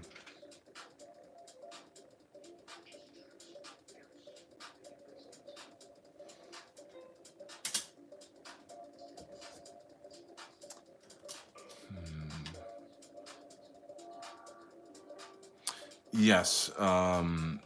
Sadie, I'm loving your comments. I'm loving what you're saying here. Creation is a form of meditation. Or it can be very meditative, I should say. I'm able to kind of talk and, juggle what I'm doing, talking and doing art at the same time, because I just have been doing this all my life, and it's like it's built into me. But when I'm in the process of, say, coming up with an idea, that's more the meditative time. That's the time when I need to have some quiet, some inner quiet. Speaking of which, I've been working on a lot of new songs, and I'm dying to like get them finished, sort of. It's I don't know, it's like I don't know even how to describe it, but like how do I say this? Like I feel like I'm about to explode, like musically. Like I have all these great musical ideas that I've been developing, and what I need to do is kind of like set aside some meditative time to sit down and write the poetry, write the lyrics, and that's the hardest part, is coming up with the vocals, because it's a combination of, well, number one, what do you want to say? Number two, how do you say it in a clever, beautiful way? And then number three, how do you make it, like, how do you write the musical counterpoint where the melody of the song is working with the chords that you're playing? It's hard to do. It's really hard to do. When you're in the zone, and you kind of meditate yourself into that place, then that's the only way to do it. That's the only way it'll work. You can't just, this it doesn't flop out of you. It's hard to do.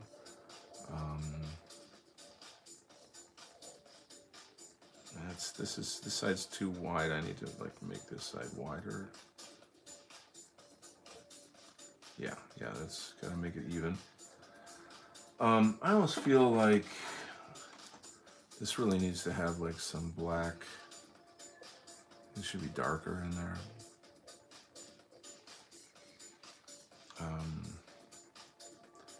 And it's the thing about writing songs too, is like I sometimes have these ideas that are very like, I'm like, is that too, I'm like, am I going too far with this subject matter? Is it, because like, especially if you're writing songs that are essentially political, you you have to be careful that it's not tacky. You know what I mean? Like, you're not just sort of being annoying in a way. You have to try to like, I think all art has to have some level of like seduction to it, or I don't know if seduction's the word, but like you're convincing people to join your world, to fall in love with your vision, or whatever that might be.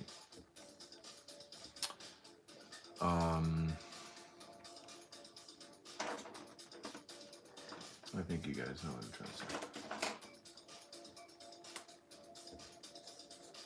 Oh shit, I just realized something. Sometimes when you do that, it bleeds through, and then you ruin the page behind it.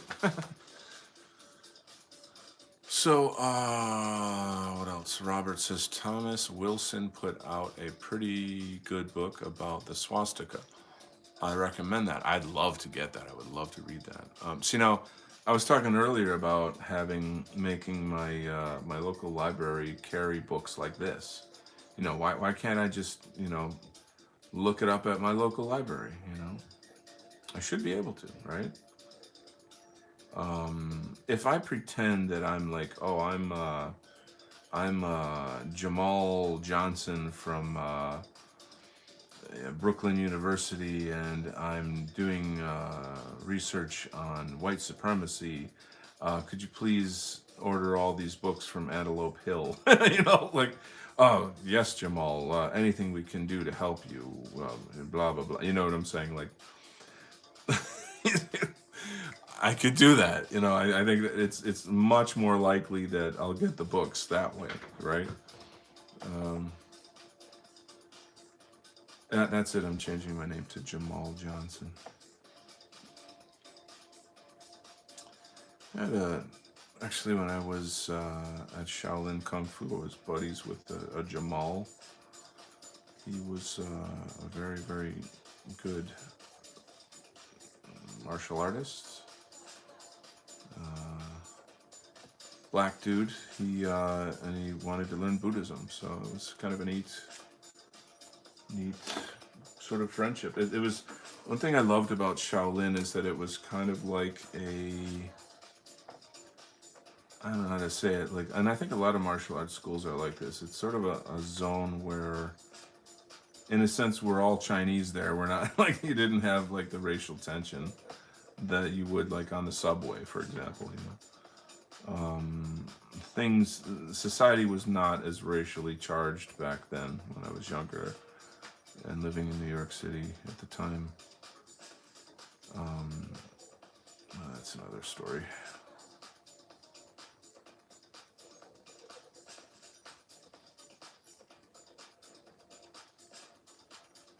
All right, I like the way this is coming together. This is nice. What do we got? I gotta read some comments here. This show's going kind of long, guys. Is this okay with you? Meditation. Very true. It feels good when I write. That's beautiful. Mirth says, do you like the Watchmen graphic novel? I will answer that in a second. Wing It says, why pencil the shading with Sharpie? Would you save time without pencil?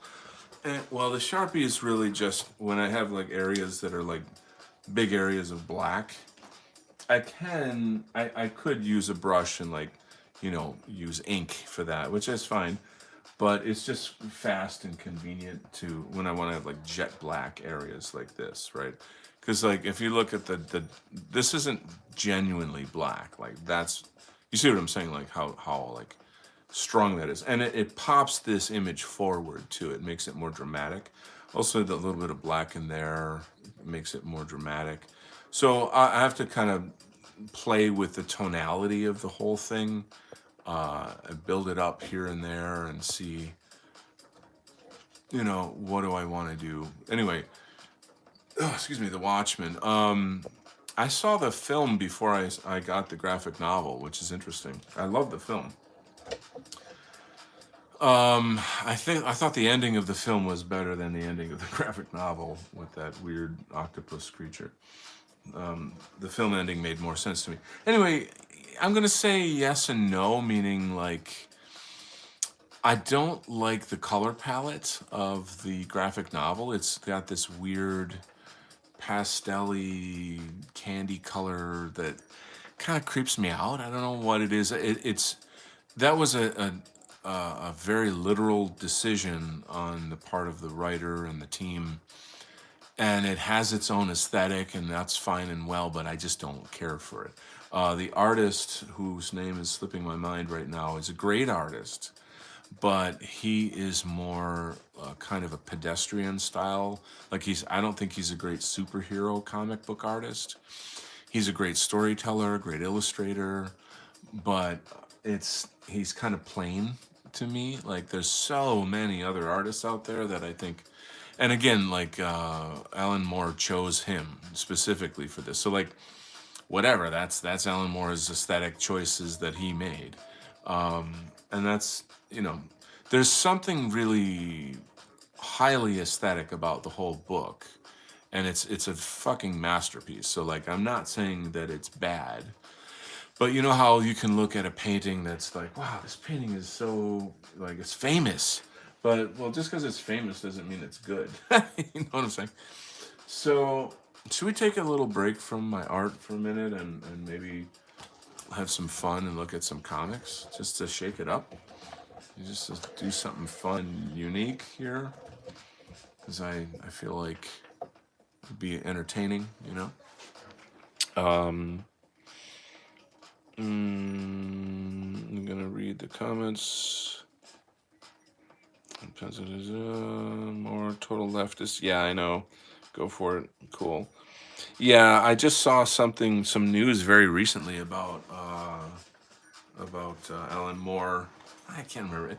It was insufferable. Like he just said some stupid shit about like, oh, like my comics should be something. So like, if I could redo it over, I would do it this way. And like, just shut up, dude. Okay. Oh, we know you're so liberal. We know you're so progressive.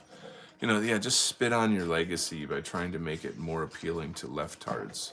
Like, just shut your fucking face, you stupid ass. Fucking idiot. Anyway, you can't. Artists are not always. They're not always like. How do I say? Like, you might love their art, but the artist could be an ass. Like, this is actually a well-known thing in the comics world. Now, this here is. This is kind of a fun thing to talk about a little bit. Alex Maleev, excuse me, he's the artist on here, and he's from Romania. Now, Alex Maleev, I met him at a New York City Comic Con. We hit it off super well. He's like, got into a big martial arts convo. He does Taekwondo, I do Shaolin. And he was like, where do you live? And I'm like, oh, fuck, I don't live in New York anymore. If I did, him and I would have become like buddies. I was like, oh, shit. I would have had like because he's like one of the top Marvel artists. Not right now, but he was when this came out. And like, I would have had like I could have gotten a job at Marvel just through being his buddy, But anyway, here's the thing about him is that he found a way to take photographs, put them into Photoshop, as you can, if anyone who knows Photoshop knows these filters and shit. And then somehow he got, like he probably took photos of people. Like, I know he's Daredevil in this series. Like, that's him, that's Alex Maleev, And he would take a photo, but then he would like draw over it and use his kind of special sketching qualities, and then somehow import it in here, and somebody else colors it. He just does the art. And so it has this like half photographic quality and half illustrative quality. And at the time, everybody was like blown away by it. Like, nobody had ever done that before.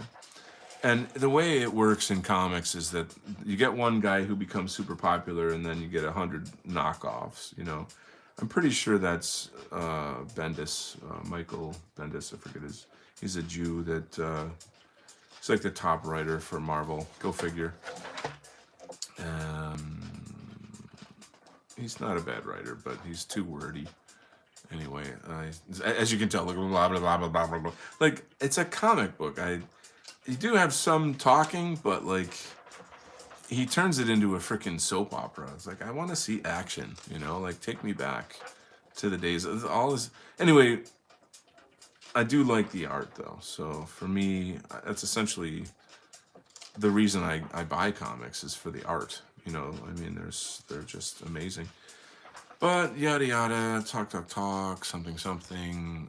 This light is kind of screwing up the vision a little bit. Oh, let me see what you guys are saying in here. Probably, I don't know if you want me to continue jabbering. Dave Gibbons, yeah, sorry.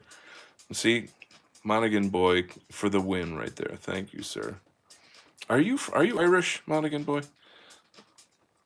Anyway, that's my man right there. Are you into comics as well? Wingit says, "Oh crap! I thought Alan Moore was the artist." No. This is hold on. Piece with. Let's see. Hold on a second here. Oh damn! Okay, sorry, my phone's funky. You have to make peace with it in a way. De Niro is an awful shit lib. He was still Kino, though.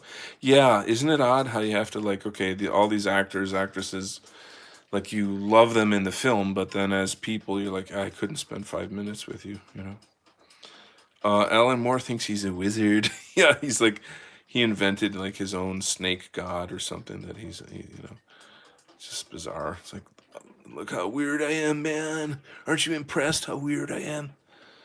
Typical leftist wall of text. Yeah, exactly. No, I'm Greek. Sorry, not geek. Well, that's cool. No, I'm Greek. I'm not from. Oh, okay. All right. Well, welcome. And I think I got all that.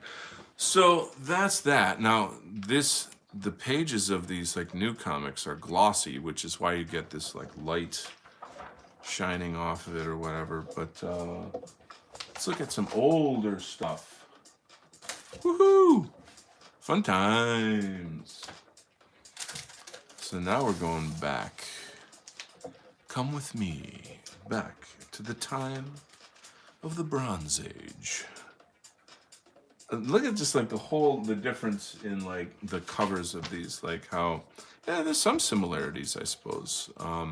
Now, like this audience grew up. These were like the kids that bought this became adults and buy this. So like Marvel Knights was a special imprint of Marvel comics that was supposed to be like the gritty, nasty, mean adult stuff. There was no boobies or anything in it, but there's a type of things, blah blah blah, whatever. So anyway, not so much as like DC had. I forget what it was called, but DC had a whole line of comics that was like super violent and dark and weird, creepy to some extent.